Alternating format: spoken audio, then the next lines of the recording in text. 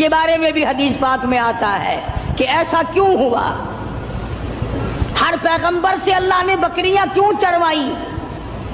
اس لیے کمزور مخلوق ہے، شرارتی بہت زیادہ ہے، اگر ڈنڈا مار دو تو بکری گئی، بہت ستاتی ہے بکری، کبھی ادھر بھاگ گئی کبھی ادھر بھاگ گئی، اگر غصہ نکالو تو بکری گئی۔ تو دیکھا ہوگا بکری چرانے والوں کو، ایک تو لمبا ڈنڈا رکھتا ہے پتے جھاڑنے کے لیے، اور ایک باریک سی قمچی رکھتا ہے اور سی کر کے بکریوں کو چلاتا ہے۔ تو بکریاں چرانے والے کو صبر آ جاتا ہے، غصہ نہیں رہتا، اس لیے ہر نبی صلی اللہ پاک نے بکریاں چروائی۔ آج تو ماشاءاللہ مسلمان گوشت کھانے میں تو کہتے ہیں بکری کا گوشت بڑا اچھا ہے، مگر پالنے میں نہیں۔ علماء حکیموں نے لکھا ہے کہ بکری کے دودھ میں جتنی شفا ہے اتنی کسی جانور کے دودھ میں شفا نہیں۔ تو موسیٰ علیہ السلام کو اللہ تبارک و تعالیٰ نے حکم دیا، جاؤ اس فرعون کے پاس، میرا نام اسے جا کر بتاؤ جو خدا بنا بیٹھا ہے، جو میرے مقابلے میں خدا بن گیا ہے، اور میں نے اس کو اتنی ڈھیل دے رکھی ہے، 400 سال گزر گئے کبھی سر میں درد نہیں ہوا، 400 سال گزر گئے، اتنی لمبی عمریں تھی۔ آج کل تو تھوڑی سی عمر میں گناہوں کی زیادہ گٹھڑی بن جاتی ہے، شکر ہے زیادہ عمر نہیں ہے۔ اگر ہماری عمریں 400 سال ہوں، کون سی نیکی کریں گے، کون سی عبادت کریں گے، اور گناہوں کی گٹھڑی وزنی بنے گی۔ اس وقت بھی جو زیادہ عمر پاتا ہے وہ نیکیاں کم کر پاتا ہے، رات دن برباد ہو رہے ہیں۔ تو موسیٰ علیہ السلام نے دعا مانگی، قال رب اشرح لی صدری ویسر لی امری واحلل عقدۃ من لسانی یفقہوا قولی۔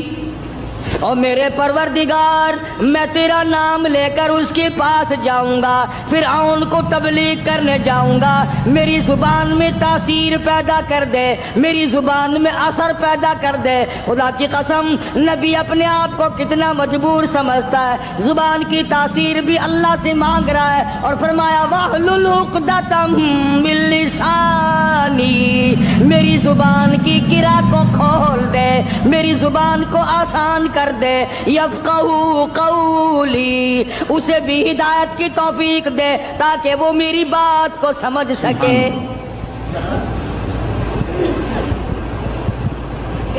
کبھی ہم نے بھی دعا مانگی، الہی وہ زبان دے جس سے مجھے مانگنا آ جائے، جس زبان میں تاثیر ہو، تیرے نام لینے کی توفیق ہو۔ ہم تو اگر دعا مانگیں گے اولاد کی، کاروبار کی، دولت کی، بیمار ہو جائے تو تندرستی کی، اور یہ کبھی دعا نہیں مانگنے کی الہی اس آنکھ کو مرتے دم تک قائم رکھیو، محتاج نہ بنائیو۔ کیوں؟ وہ کہتے ہیں نہیں نہیں میری آنکھ بگڑے گی تھوڑے، ان کانوں کو سلامت رکھنا، ان ہاتھ پاؤں کو سلامت رکھنا، اس زبان کو سلامت رکھنا، کبھی دعا نہیں مانگتا۔ فرمایا وجعل لی وزیرا من اہلی ہارون، میرے پروردگار میرے بھائی ہارون علیہ السلام کو میرا حمایتی بنا دے، میرا وزیر بنا دے، ہم دونوں جا کر اس کو تبلیغ کریں گے، فرعون کو سمجھائیں گے۔ وَاجْعَل لِّي وَزِيرًا مِّنْ أَهْلِي هَارُونَ أَخِشْدُدْ بِهِ أَزْرِي وَأَشْرِكْهُ فِي أَمْرِي كَيْ نُسَبِّحَكَ كَثِيرًا وَنَذْكُرَكَ كَثِيرًا إِنَّكَ كُنتَ بِنَا بَصِيرًا۔ کیا دعا مانگ رہے ہیں موسیٰ علیہ السلام؟ الہی میری زبان کو اپنی یاد کی کثرت کی توفیق عطا فرما، میری زبان عادی بن جائے تیری یاد کی، رات کو تجھے یاد کروں، دن کو تجھے یاد کروں، صبح و شام تجھے یاد کروں، زبان میری ہو، نام تیرا ہو، دل میرا ہو، یاد تیری ہو، یوں ہی مر جاؤں۔ سبحان اللہ۔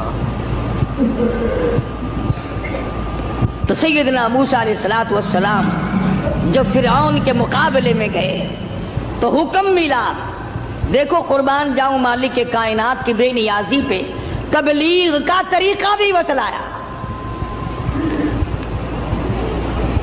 خطبہ حضرات کو قرآن کریم سے سیکھنا چاہیے تبلیغ کرنے کا معیار۔ ہم لوگ سیکھتے نہیں ہیں، اس قسم کے الفاظ بولنے شروع کر دیتے ہیں کہ لوگ قریب آنے کے بجائے پرے کو بھاگتے ہیں۔ تم نے کئی خطیبوں اور کئی مقررین کو دیکھا ہوگا، او بے ایمانہ، او بے ایمانہ، یہ کوئی تقریر ہے؟ کسی کو مشرک مشرک کہہ کر کے پکارنا بالکل غلط ہے، قرآن کی اصطلاح کے خلاف ہے۔ اوادائی فقولا لہو قولا لینا لعلہ یتذکر او یخشی، او میرے موسیٰ بڑی نرمی سے بات کرنا، بڑے اخلاق سے بات کرنا، اکڑ سے بات نہیں کرنا۔ اگرچہ حق تمہارے ساتھ ہے، میرا نام تمہارے پاس ہے، میری توحید تمہارے پاس ہے، میرا ذکر تمہارے پاس ہے، لیکن خبردار موسیٰ اکڑ سے بات نہیں کرنی۔ اور کہنے والوں کا کیا قصور ہے؟ اب تو تم سننے والوں کا بھی دماغ خراب ہو گیا۔ جب تک کوئی تقریر کرنے والا کسی مخالف کو دو چار گالیاں نہ دے تمہیں مزہ ہی نہیں آتا۔ یوں کہتے ہیں مسئلہ کھلا ہی نہیں۔ خداوند عالم تبلیغ کرا رہے ہیں فرعون کو جو خدا بنا بیٹھا ہے، جس نے ہزاروں نہیں لاکھوں بنی اسرائیل کے بچوں کو قتل کیا ہے۔ اللہ اکبر۔ اور زبان ہے کلیم اللہ کی اور احکام ہے خدا کے، پھر بھی خدا تبلیغ کا طریقہ بتلا رہا ہے۔ قولا لینا لعلہ یتذکر او یخشی، میرے موسیٰ بڑی حلیمی سے بات کرنا، بڑے اخلاق سے بات کرنا، بڑے طریقے سے بات کرنا، شاید وہ راہ راست پہ آ جائے۔ قربان جاؤں تیری حلیمی کے میرے پروردگار، جو خدا بنا بیٹھا ہو تو اس کو بھی چاہتا ہے کہ میرے دروازے پہ آ جائے تو میں اسے معاف کر دوں۔ موسیٰ علیہ السلام تشریف لے گئے،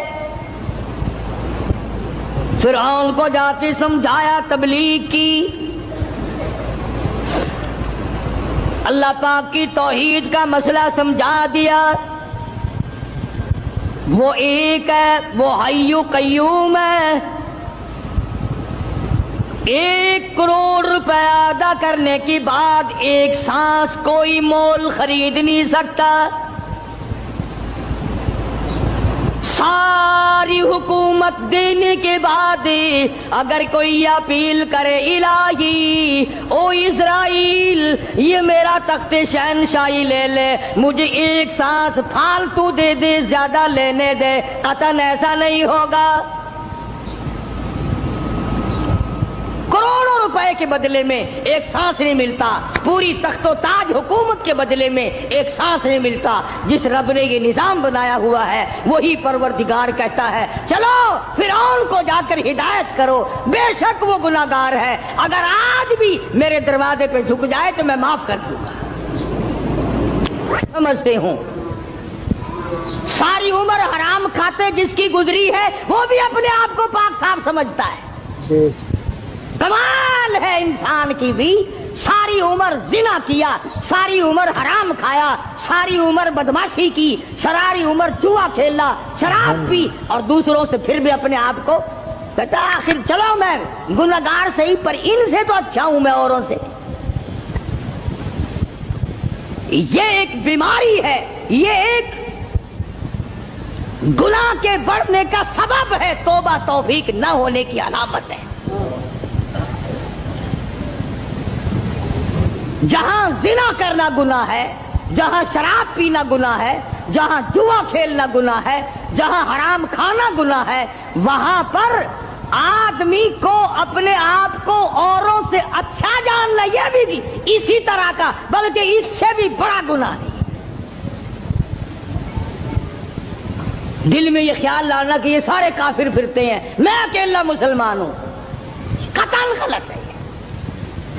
تو موسیٰ علیہ السلام نے فرعون کو جا کر کے تبلیغ کی، فرمایا تو خدا نہیں ہو سکتا، تو رب نہیں ہو سکتا، رب العالمین وہ ذات ہے جس کے قبضے میں زمین و آسمان ہے، جو موت و حیات کا مالک ہے، جو لوگوں کی بیماری اور تندرستیوں کا مالک ہے، جو لوگوں کے خوراک اور ایک ایک دانے اور ایک ایک گھونٹ پانی پہ قادر ہے، رب وہ ہے، تو نہیں ہے۔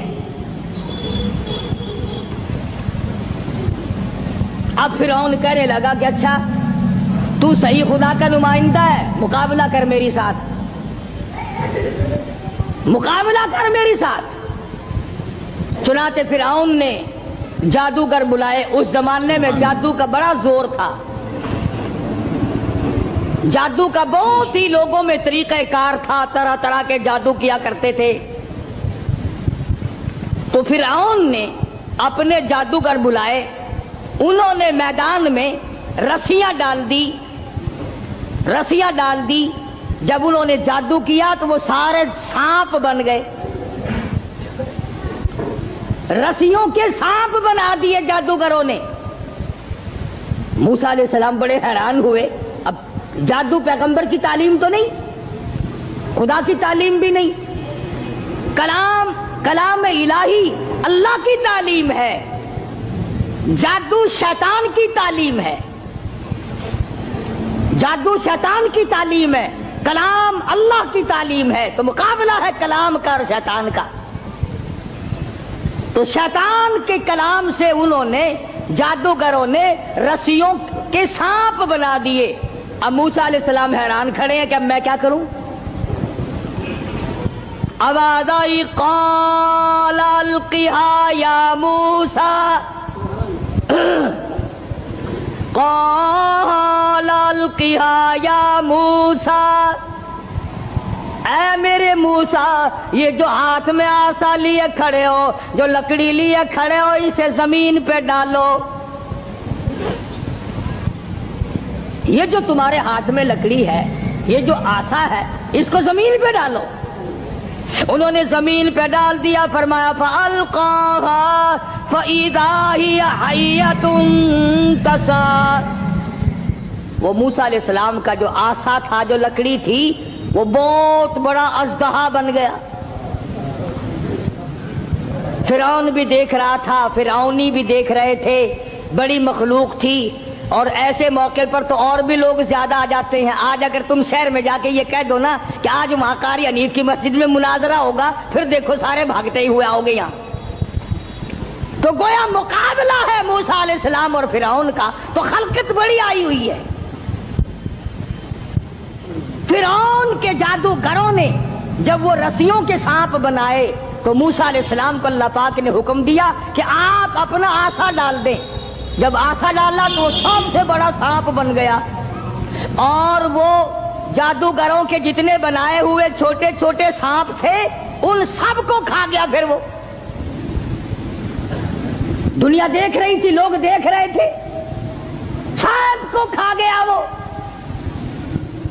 انہوں نے تو ہزاروں بنائے تھے نا۔ موسیٰ علیہ السلام کا تو یہ یقین بھی نہیں تھا کہ میری لکڑی بھی سانپ بن جائے گی۔ کیوں؟ اللہ کی یہ عادت تو نہیں کہ ہمیشہ لکڑیوں کے سانپ بنا دیا کرے، وہ اس پہ قادر ہے، جب اس نے چاہا لکڑی کو سانپ بنا دیا، اور پھر سانپ سے پھر لکڑی بنا دیا۔ یہ خدا کی قدرت ہے، بندہ ایسا نہیں کر سکتا۔ جب وہ سارے سانپ کھا گیا، موسیٰ علیہ السلام کا آسے کا بنا ہوا بڑا اژدہا، اللہ پاک نے حکم دیا اے موسیٰ پکڑ اسے، پکڑ اسے، ہاتھ میں پکڑ اس کو۔ تو موسیٰ علیہ السلام ڈرتے تھے، بھئی آدمی کا خاصہ سانپ سے ہر کوئی ڈرتا ہے۔ ابھی آپ لوگ سب بیٹھے ہیں نا، اگر ابھی کوئی کہہ دے ہائے سانپ، سارے اٹھ جاؤ گے انشاءاللہ، تشریف لے جاؤ گے باہر۔ قدرت کا نظام ہے، آدمی ڈرتا ہے سانپ سے۔ اب آگائی اے میرے موسیٰ، قال خذها ولا تخف، پکڑ اسے اب ڈرنا، پکڑ اس کو، یہ جو تیرا بنایا ہوا، تیری لکڑی کا بنا ہوا سانپ ہے، اس کو پکڑ، ولا تخف، ڈرنا۔ تو مفسرین نے لکھا ہے کہ موسیٰ علیہ السلام یوں کپڑے میں ہاتھ لپیٹنے لگے وہ کاٹ نہ جائے۔ اللہ اللہ اللہ اللہ اکبر۔ موسیٰ علیہ السلام اپنے ہاتھ کو کپڑے میں لپیٹنے لگے کہ پھر پکڑوں گا۔ آواز آئی سنعیدها سیرتها الاولی، گھبرانا، میں اس کو پہلی صورت پہ لے آؤں گا، صرف تیرا ہاتھ لگوانا چاہتا ہوں۔ لکڑی تو میں بناؤں گا، لکڑی سے سانپ میں نے بنایا، سانپ سے لکڑی میں بناؤں گا، صرف تیرا ہاتھ لگوانا چاہتا ہوں، اس لیے کہ بظاہر مقابلہ تیرا اور فرعون کا ہے، ذات میری کا مقابلہ ہے۔ تو موسیٰ علیہ السلام نے ذرا سا ہاتھ لگایا، وہ پھر لکڑی بن گئی۔ اب ایک بات سمجھیں آپ، فن والا فن کو سمجھتا ہے، دوسرے کو پتہ نہیں چلتا۔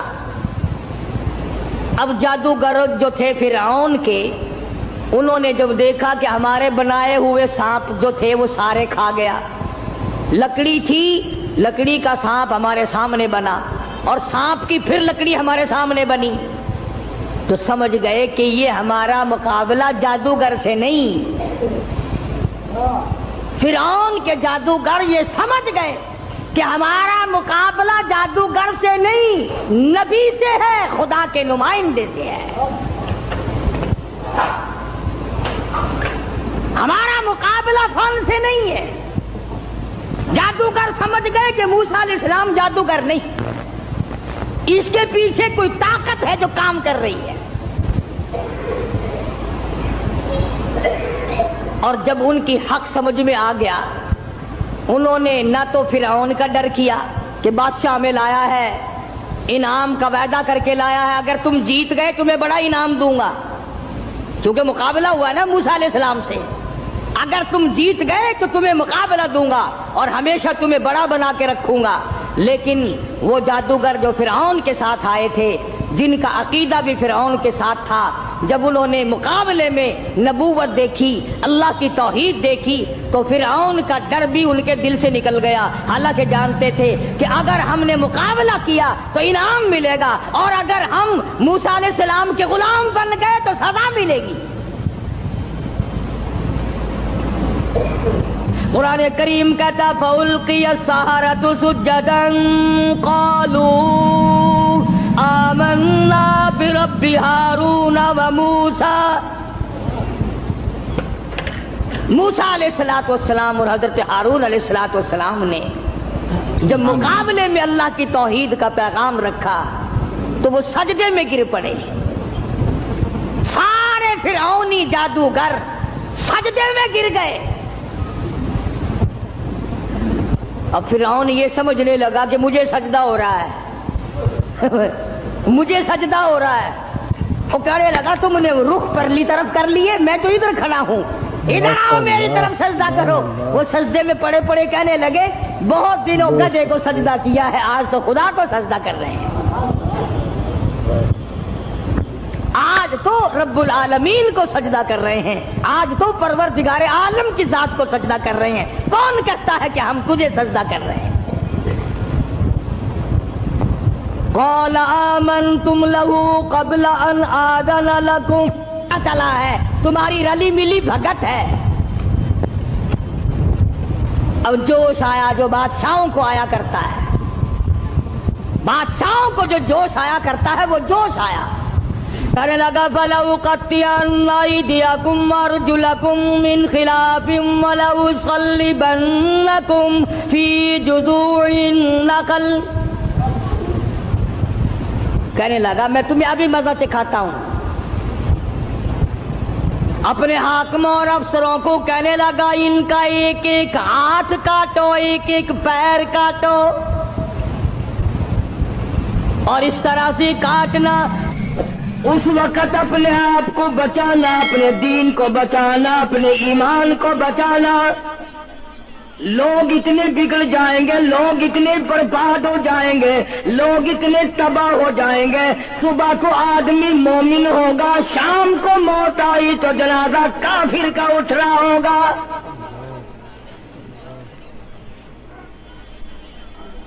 ارشاد فرمایا محمد عربی صلی اللہ تعالی علیہ وسلم نے، او لوگوں، اس وقت سے اپنے آپ کو بچانا، اس وقت اپنے آپ کو سنبھال کے رکھنا، قرآن کریم کے ساتھ جوڑ دینا، ایمان اور اسلام کے ساتھ وابستہ کر دینا۔ لوگ اتنے بگڑ جائیں گے، ہر کوٹھی، ہر بنگلہ، ہر مکان، ہر دکان، ہر ہوٹل، ہر تمام کی تمام چاروں طرف سے قرآن کریم کے بجائے، درود پاک کے بجائے، استغفار کے بجائے، کلمہ طیبہ کے بجائے کنجری کی آواز آنے لگے گی۔ فرمایا محمد کریم صلی اللہ تعالی علیہ وسلم نے، او لوگوں، اس وقت اپنی زندگی کا خاص خیال کرنا۔ لوگ اتنے تباہ ہو جائیں گے، جنازہ بنگلے سے نکلے گا، جنازہ کوٹھی سے نکلے گا، جنازہ شاہی محل سے نکلے گا، جنازہ ایوان صدر سے نکلے گا، جنازہ بہت بڑے ڈیرے سے نکلے گا، جنازہ بہت بڑی شاہی منزل سے نکلے گا۔ حال یہ ہوگا مرنے والے کے پلے ایمان کی رتی نہیں۔ مشکاہ شریف میں حدیث پاک موجود ہے، ارشاد فرمایا کالی کملی والے صلی اللہ تعالی علیہ وسلم نے، او لوگوں، موت کے وقت کی پیاس کا انتظام کرو۔ اتنی شدید پیاس لگتی ہے، اتنی سخت پیاس لگتی ہے، سمندر پلا دو پیاس نہیں بجھتی۔ ارشاد فرمایا مدنی کریم صلی اللہ تعالی علیہ وسلم نے، او لوگوں، موت کے وقت کی تلخی سے پناہ مانگو، کڑوا پن سے پناہ مانگو، موت کے جھٹکے سے پناہ مانگو۔ اتنا سخت منہ کڑوا ہو جاتا ہے، آدمی کے مرنے کے بعد بھی لاکھوں برس تک منہ کڑوا رہتا ہے۔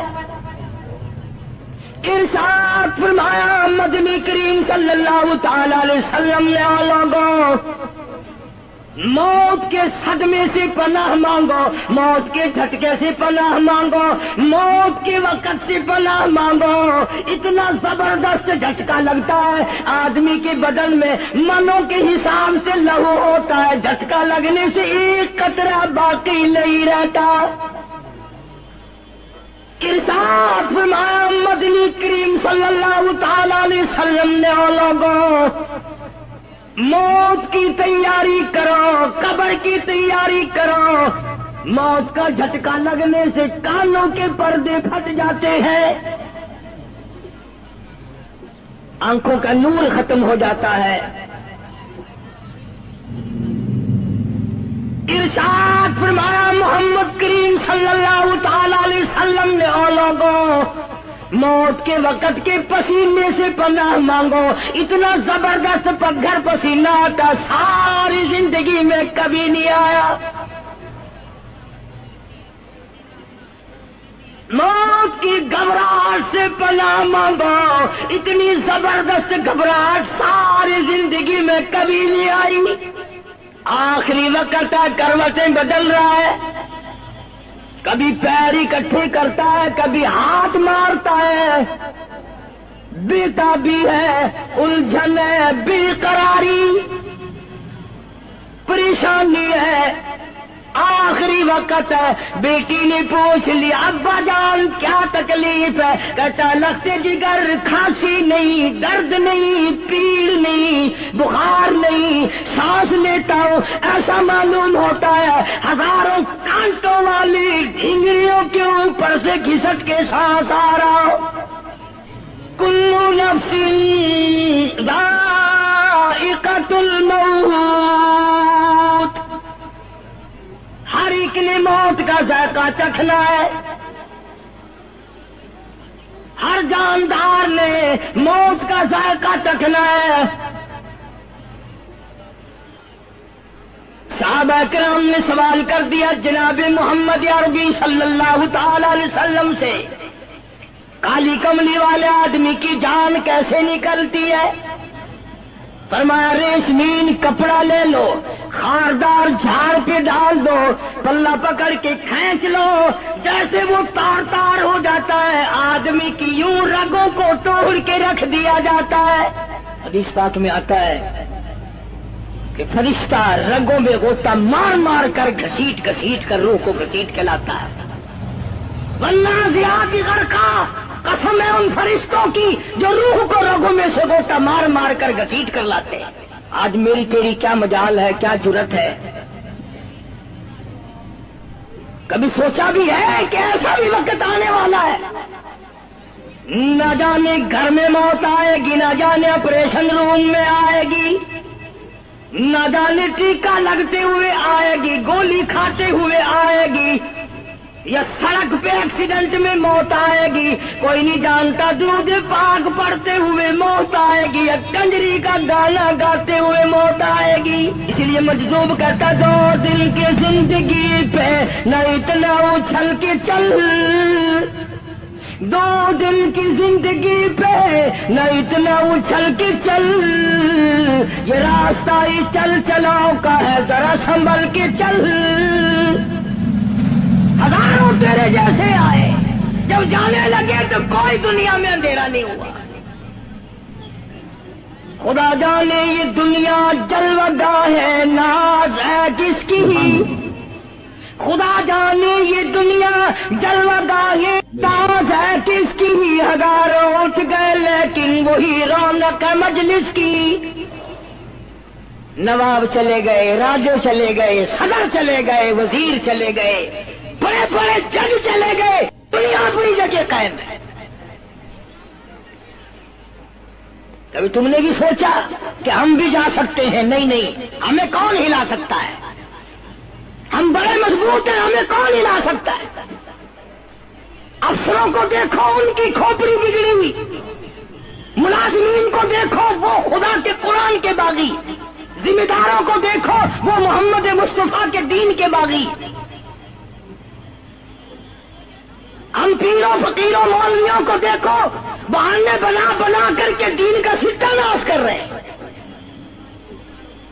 تمام اعمال خدا کے سامنے، اس نے بڑوں بڑوں کو رگڑ دیا، تمہاری میری کیا ہستی ہے؟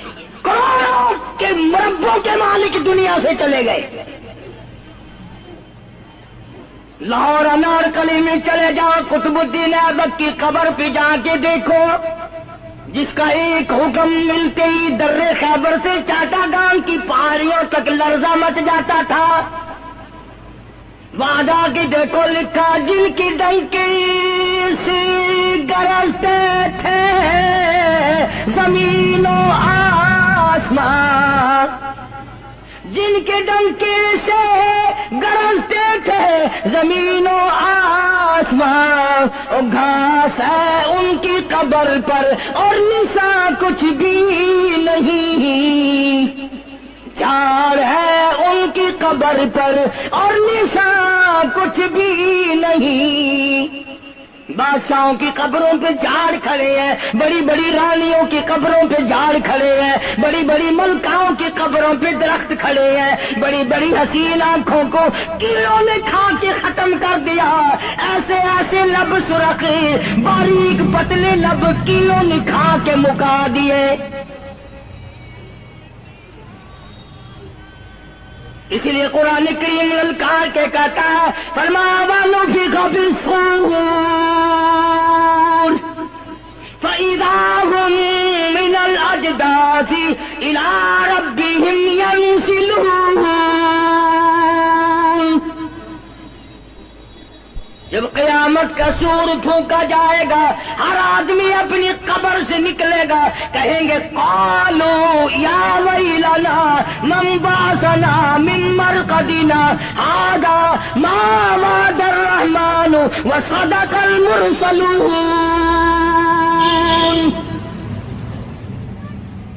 قبروں میں عذاب بھگتنے والے لوگ، دردناک عذاب بھگتنے والے لوگ قیامت کا خوفناک منظر دیکھ کے کہیں گے الہی ہم سوئے ہوئے تھے ہمیں کس نے جگا دیا. قبر کا عذاب نیند معلوم ہوگا قیامت کے عذاب کے مقابلے میں. تمہیں تو یقین نہیں آتا ہوگا, کہتا ہوگا قاری حنیف کہانیاں کہہ رہا ہے. ہاں جو مر گئے ان سے جا کے پوچھو, جاؤ قبرستان میں جا کے پوچھو تمہارا کیا حال ہے. جن کا مر جاتا ہے وہ اپنے مردے کو اٹھا کر قبرستان میں لے جاتے ہیں. قبر کھودی, پرانا مردے کی ہڈیاں نکل آئیں, ان ہڈیوں کو نکال کر باہر رکھا, گاڑا پکڑاتے, اینٹ دیتے, اپنی میت کو اتارتے, ان ہڈیوں پہ پیر آ گیا, اس کھوپڑی پہ پیر آ گیا جو پہلی قبر سے نکال کے رکھی تھی. کہتا اس میں سے آواز آئی کھوپڑی میں سے, کہتا تل پاؤ کاش ہے سر پر جو آ گیا, یکسر اس تو خانہ شکستہ سے چور تھا, اور جو کھوپڑی پیر کے نیچے آئی اس میں سے آواز آتی ہے ذرا راہ دیکھ کے چل اور بے خبر, کل میں بھی تیری طرح سرے پرغرور تھا, اور پیر کے نیچے چور چور کر دینے والے. کل اس کھوپڑی پہ بڑے اچھے اچھے دوپٹے اوڑے جاتے تھے, عطر کی مالش کی جاتی تھی, ہار ڈالے جاتے تھے, آج تیرے پیر کے نیچے آ کر میں چور چور ہو گیا ہوں, کل کو کسی کے پیر کے نیچے تو یوں ہی چور چور ہو جائے گا. میری تیری کیا ہستی کیا مجال. امام الانبیاء محبوب کبریا حضرت محمد مصطفیٰ صلی اللہ تعالی علیہ وسلم کی ذات اقدس ہے, مدینہ پاک ہے, آخری وقت ہے. جناب عائشہ صدیقہ رضی اللہ تعالیٰ عنہ فرماتی ہیں میرا جگر پھٹنے لگا جب میں نے حضور کو پسینے آتے دیکھے. میں نے حضرت کے چہرے پہ گھبراہٹ دیکھی, اور آپ نے فرمایا ایسا ٹھنڈے پانی کا پیالہ تو لا. نہ دوڑی, ٹھنڈے پانی کا پیالہ لے آئی, اشارہ فرمایا یہاں رکھ دے. میں نے رکھ دیا. فرماتی یہاں دو گی میری پریشانی کی رحمت والا ہاتھ اس پیالے میں بھگو بھگو کر چہرے انور پہ ملنا شروع فرما دیا, چھینٹے مارنے شروع فرمائے. میں نے عرض کیا میرے آقا کیا ہوا؟ فرمایا ایسا موت بڑی گھبراہٹ والی ہے. جناب عائشہ صدیقہ رضی اللہ تعالیٰ عنہ فرماتی ہیں میں قریب بیٹھی تھی, فاطمہ الزہرا رضی اللہ تعالیٰ عنہ بھی قریب بیٹھی تھی. کسی نے دروازے پہ دستک دی, حل ادخلوک فی البیت, کیا میں گھر میں داخل ہو سکتا ہوں؟ مجھے گھر میں آنے کی اجازت ہے؟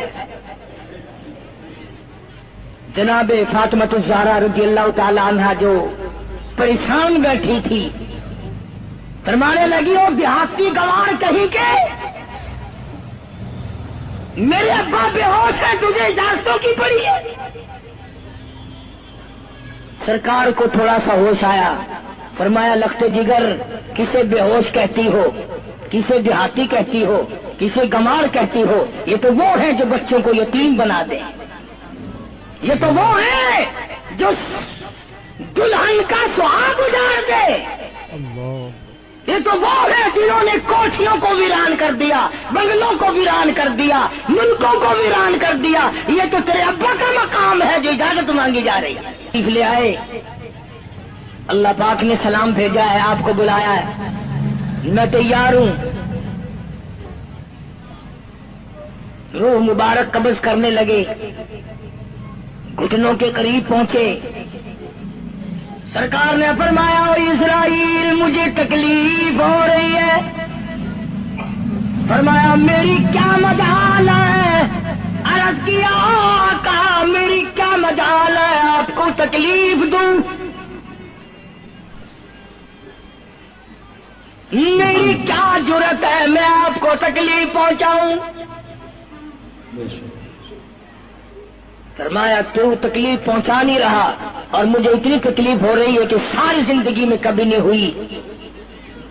آج میری ایک تمنا ہے، میری ایک آرزو ہے، میری ایک حسرت ہے، میرے دل کا ایک جذبہ ہے، اور وہ یہ ہے تو مجھے تکلیف نہیں دے رہا، اور مجھے اتنی تکلیف ہے ساری زندگی میں کبھی نہیں ہوئی۔ امت کے جن لوگوں کا دکھ دے گا ان کا کیا حال بنے گا؟ میری تمنا ہے ساری امت کو جو دکھ دینے ہے وہ آج میں محمد رسول اللہ کی چھاتی پہ ختم کر لے،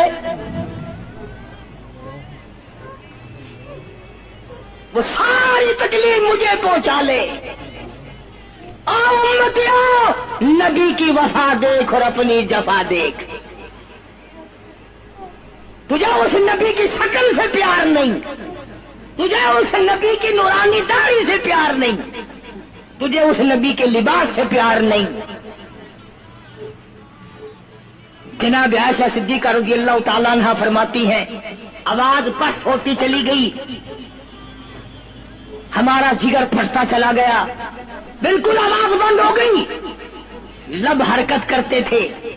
میں نے کان لگایا تو یہ آواز تھی، ربی حبلی امتی، ربی حبلی امتی، مولا میری امت کو معاف کر دے، مولا میری امت کو معاف کر دے۔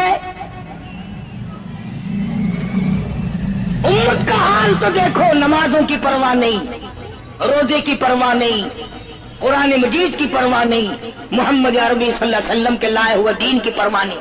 ان بچوں کو تو نہیں دمکا سکتا کوئی بھی۔ کیا کر رہا ہوں کہ آپ اور میں کب وہ وقت آئے گا اور کب ہم سوچیں گے کہ ہماری زندگی کے لمحات آخر ختم ہو جانے والے ہیں۔ ایک دن بہت آ کر یہ سارا کھیل بگاڑ دے گی۔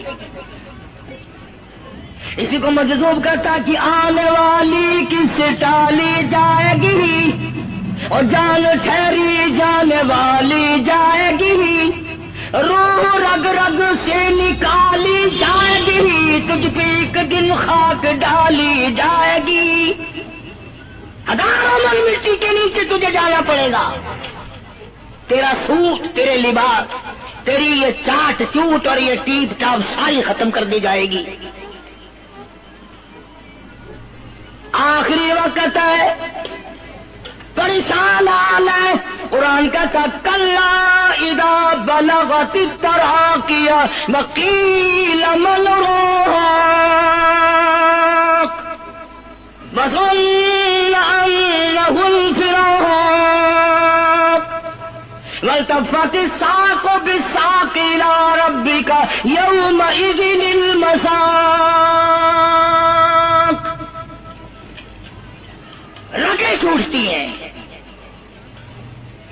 آزا اپنی اپنی جگہ سے چھوٹ رہے ہیں، دم نکل گیا، آنکھ تیری اپنی، دم نکلتے وقت آنکھ چر گئی، کھل گئی، بند کرنے کی طاقت نہیں،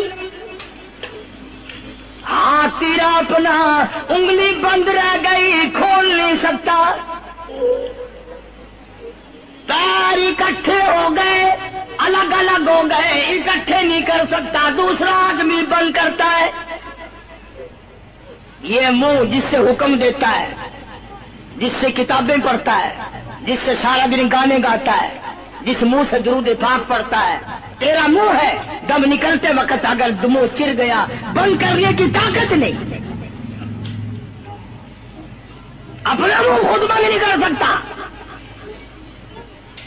کتنا مجبور ہے، کمانڈر ان چیف ہے جس کے حکم سے پوری فوج میں بھگدڑ مچ جاتی تھی، آج مرا پڑا ہے، آنکھ نہیں بند کر سکتا۔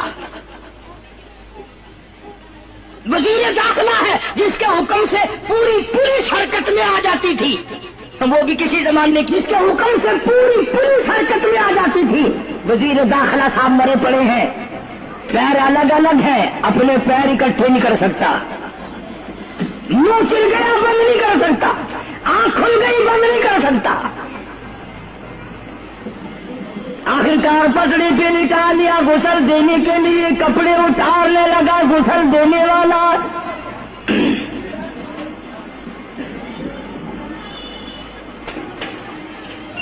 اب اس طرف کا کوئی آدمی جانتے یہ کہ ٹولہ ہے بدماشوں کا جو باہر ہے،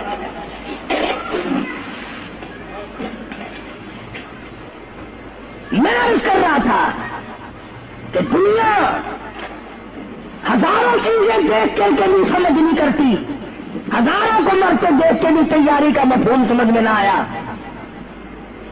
تختے پہ لکھا رکھا ہے غسل دینے کی تیاری ہے، کپڑے اتارنے لگا۔ حدیث پاک میں آتا ہے آدمی کا بدن اس قدر دکھ جاتا ہے، ہاتھ لگنے سے ایسا معلوم ہوتا ہے جیسے چھرے چل گئے ہو، مکھی بیٹھ جائے تو پہاڑ معلوم ہوتا ہے۔ مذاق ہے موت،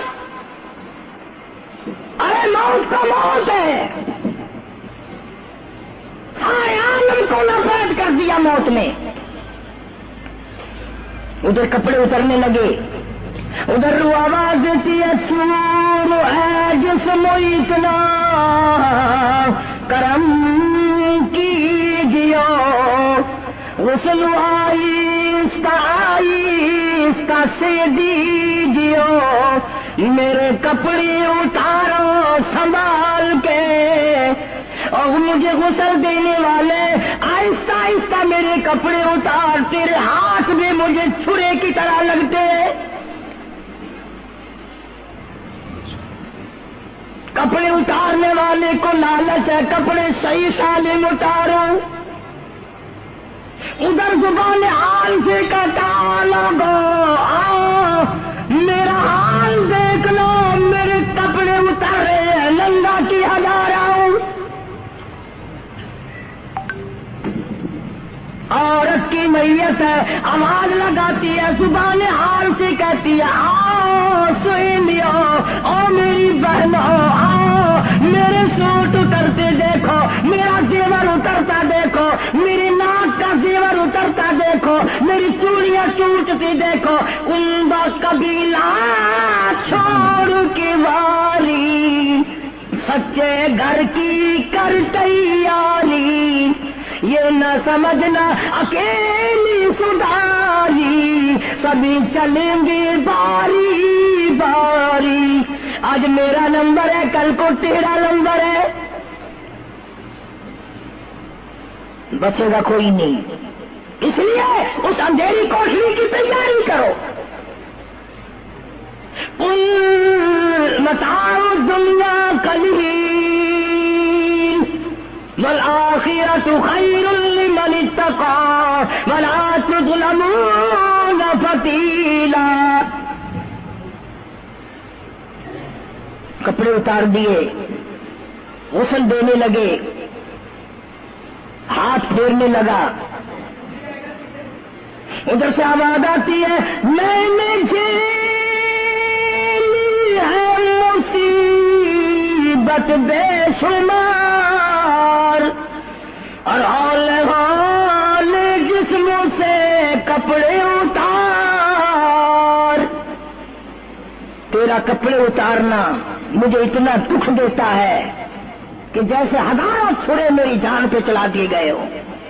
تجھے کیا معلوم ہے میں کن مقامات کو عبور کر کے آیا ہوں، میں موت کی گھاٹی سے گزر کے آیا ہوں، میں پریشانی کے عالم سے گزر کے آیا ہوں، میں اس تباہی سے گزرا ہوں جس تباہی سے گزرنے کے بعد کوئی واپس اپنے گھر نہیں آیا، کوئی اپنے بچوں کو پوچھنے نہ آیا۔ پانی ڈالتے ہیں، آواز آتی ہے جانوں پر صدمے پڑے ہے متصل، غسل کے پانی کو کر لے معتدل، ایسا کر پانی نہ ٹھنڈا ہو نہ گرم ہو، میں تو نہیں بول سکوں گا، میں تو نہیں بول سکوں گا، جس طرح آج میں خاموش ہوں کل کو تو اسی طرح خاموش ہو جائے گا، اسی طرح تیری زبان کو تالا لگ جائے گا جس طرح آج میری زبان بند ہے۔ خود خیال کر، ٹھنڈے کا گرم کا عدم کا احترام کا خود خیال کر۔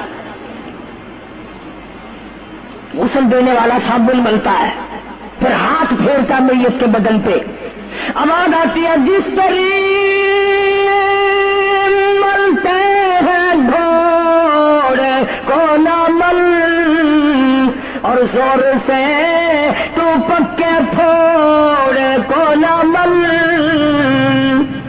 تیرا ہاتھ میرے بدن پہ پھرتا ہے, مجھے یوں معلوم ہوتا ہے جیسے پکا پھوڑا میرا بدن دکھتا ہو.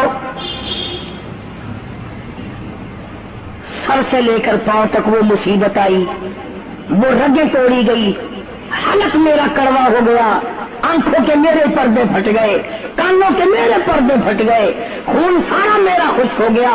تم نے مجھے کیا سمجھا ہے؟ آہستہ ہاتھ چلا, کیا فائدہ ہوگا ان جنازوں سے؟ تو جہنمی لوگ خود اقرار کرتے ہیں, کہتے ہیں قالوا لم نک من المصلین. اور گناہ تو بعد میں دیکھے جائیں گے, اور باتیں تو بعد میں آئیں گی. اور جنتیوں, اور ہمارے رشتہ داروں, اور ہماری برادری کے لوگوں, اور میرے خاندان کے آدمیوں, تم مزے کر گئے, تو نماز کو جایا کرتا تھا, ہم تیرا مذاق کیا کرتے تھے.